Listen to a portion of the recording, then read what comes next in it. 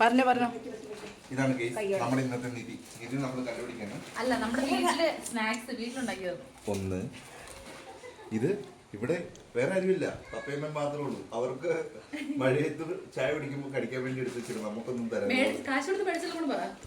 അതെ, കഷ്ടപ്പെട്ട് ഉണ്ടാക്കിയതോ, കാശ് കൊടുത്ത് മേടിച്ചൊന്നുമല്ല. 2, 3,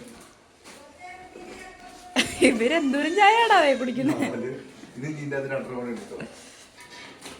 അമ്മ വരുന്നതിനപ്പോ നമുക്ക് മോളുടെ കൂടെ കാണിച്ചു. അവിടെ ഒരു ചാക്കിനകത്ത് ഫുള്ള്